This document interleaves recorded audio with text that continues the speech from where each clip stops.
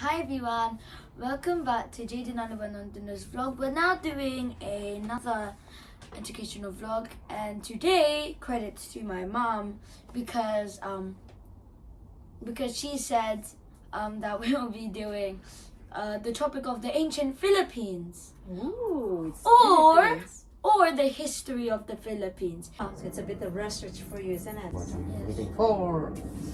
Anyways, the ancient Philippines, or the history of the Philippines, started in 900 AD to 1565.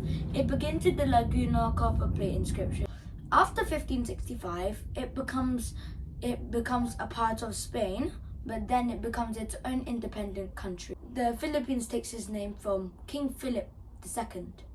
He was the king of Spain during the Spanish colonization. He was the one who brought Christianity to our country.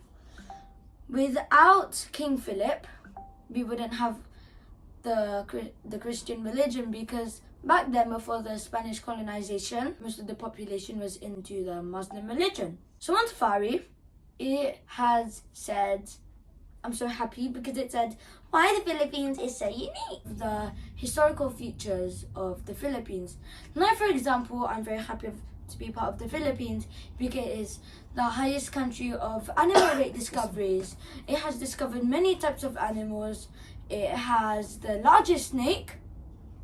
It has very large coral reefs. For now, one of the most important history to Filipinos is the EDSA Revolution too. As it is commonly called, it became the symbol to the Filipinos' people journey from colonial rule and straight to independence and democracy, and now is considered to be the most prominent national event in the Philippine recent history.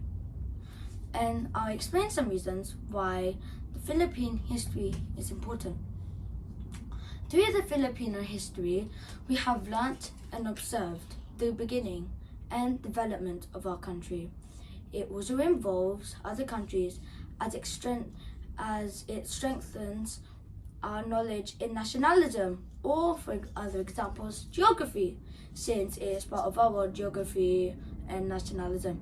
Nationalism is not a subject, but still it's related.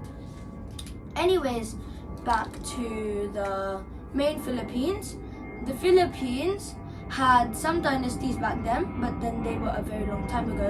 And now also, some websites on the Safari say that the Philippines have started about 700,000 years ago. Or it has started, as I said, in 900 to 1565, or that it has started 30,000 years ago in the 16th centuries. The Philippines used to be called Las Felipinas. Las Felipinas, those times, was ruled by Ferdinand Magellan, a Portuguese explorer who was aiming for Spain. Even though he was Portuguese, he was from Spain. It's going to be also related to King Philip, and those times, the flags, they had to change it up a bit. Sometimes, for example, in the war with Korea or with South Korea or North Korea in 1952, the Philippines have decided to save South Korea and give them a bit of military. We're now very modern, unlike we're very in the past times or very medieval, because those times Philippines was very historical, and in some of the times it became its own independent country, and then it became a part of another country, and then it became its independent country. Now, some periods of the Philippines include the organization. For example, the period of the Spanish colonization, which I have already explained. I think my mom told me about this, so thank you to her. We also have the American colonization, and it was not bad, but actually still it's a colonization. So basically, yeah, they try to it's like taking over something, like for example the Russian and Ukrainian war or something like that. And then we have the Japan or Japanese colonization, which only lasted for 5 years, in 1941 to 1946. Apparently, if I was in those times, it would be crazy. The Spanish colonization, though, lasted for longer. It was the most earliest colonization, and in the Southeast Asian part, in our modern times, Thailand is the only country to not have been colonized by any country. Even China was colonized, and it's still a very big country, even though China is one of the oldest countries in the world compared to the Philippines. I mean, if it's true that the Philippines was seen in like 700,000 years ago, that would be shocking, but still the oldest country in the world is Egypt. So back to the line. So that time we know that Christianity was started in like the zeros, or like in the start of the ADs, for example. You know how it's like 21 BC or 21 AD, we now start off with the ADs, and it's now it's called AD because that's the time Jesus was born. And by the way, it's shocking because it's not the oldest. It's shocking because Christianity isn't one of the most oldest religions in the world. It's Hinduism following on Buddhism, and Philippines may have some of its own unique religions, but most of the population believe in Christianity. In the southern part, there is something called a Muslim Mindanao, and basically they're probably combined with a few islands, and still some of the Philippine population are still Muslim, and it's alright. And sometimes if it's a bit shocking for you, most of the time they have churches in masses in shopping malls, or for example the history of the Philippines. It was very chaotic that time, but still they had to worship God since it was one of the most important parts in our lives. Nearly, if you're religious, like for example my family, Amen. Thank you. We have to be religious. For example, behind this phone we have a camera of Jesus having the supper with the 12 disciples, and back in those times most people were colorblind, and still people can be colorblind, and it's a disability, and not all disabilities are visible. I actually feel bad for them. But the thing is, they had a 7 years war with India in 1756 to 1763, and those times East India or India was a part of Britain. Britain had one of the largest empires in the world. I think that the British Empire has ended in 1946, and then some of its countries became independent. Before I just move on to the history of the Philippines, I'll just name some of the countries that British Empire. So we have Canada, we have Australia, we have Guyana, the only country in South America to be part of The British Empire. Yeah, thank you. And we also have some parts of Europe. Ireland was also part of the British. Empire, yeah, British Yeah, Empire. and there are still many more to go. But anyways, talking about the British East India and the Philippines, in the 7 Years' War,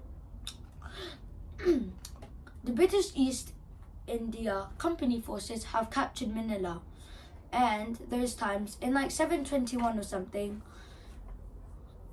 King Philip or Ferdinand Magellan set the capital to not Cebu, in Manila in 1721. By the way, if you're wondering why I said Cebu, it just comes in my mind that Cebu is the oldest country, not the oldest country, the whole oldest city in the Philippines. Most of the times when like Egypt, China or Japan were those countries, all those old countries around. Like for example, Philippines was underwater because sometimes the water would rise up like to, like 100 meters or something like that, but the water sunk down. The sun is very powerful. So if it's high tide, the Philippines is covered with the water. Is that Yeah. what you mean? Yeah, okay. And low tide, mostly part of the Philippines will reappear. Okay. Yeah. They also used to have a war in Vietnam, but they considered peace because as a community in the ASEAN community, I think, which is basically Southern Eastern Asia, I'll name you some countries: Myanmar, Thailand, Laos, Cambodia, Vietnam, Philippines, East Timor, which is not very popular in there, Singapore, Malaysia, Brunei, Indonesia, and Philippines. So yeah, back in those times, Philippines was not aiming for land because they didn't grow any other land. For example, like Russia, they're invading Ukraine. But Philippines, it's not really like they're getting a lot of land, because it's like they haven't took land from anyone before. Because back in those times in the history Philippines, or I would like to say historical features of the Philippines, or whatever the country is called, it was still the same shape. And we have one of the 22 main regions, such as Manila, Cebu, Davao, Mindanao, Palawan, Puerto Princesa. Oh wait, no, Puerto Princesa is like a landmark. And Philippines those times had sea access to water, and gladly, not a lot of the population had access to clean water. But the thing is, those times Philippines it was a bit poor, since in the 1970s, or back in those times, in, for example, the medieval, Tudor, Viking period, or the Ice Age, which some websites disagree on to be part of the Philippines, or when the Philippines was made. So for example, we have the Philippines and the ASEAN here. There are pretty bad relations, for example, Vietnam and Indonesia, or Thailand with Cambodia, Laos and Myanmar. But then, for example, the ASEAN was made in 1972. They made it with Thailand. They started off with the countries Thailand, Philippines, Malaysia, Singapore, Brunei, I think, Indonesia, and that was probably it. And then, like in the 1980s or something, Vietnam agreed to join, since they were very near. And we have the following countries with Cambodia, Myanmar, and Laos. Now in the ASEAN, we can compare to countries with sea access and not sea access, because sea access to me is pretty important. Because, like, for example, like, what if your country doesn't have access to water? So the thing is, they have to get water from the sea, apparently, if it's not clean. But the thing is, they need to survive with clean water, because unclean water is bad for your bodies. But anyways, one of the main historical features of the Philippines was about one of the wars. Now, the Philippines was not mostly into wars, and the Vietnamese war wasn't the main thing. But all of a sudden, Philippines may get itself to a big chaotic violence or something. Philippines may have a lot of rivals or enemies, such as China, North Korea. What else do we have? That's the only thing I can think of, China and North Korea. Because Russia supports Philippines and USA supports Philippines is the only thing that I can think. The USA and Russia at least agree on something. I'll explain about Manila. Manila in 1946.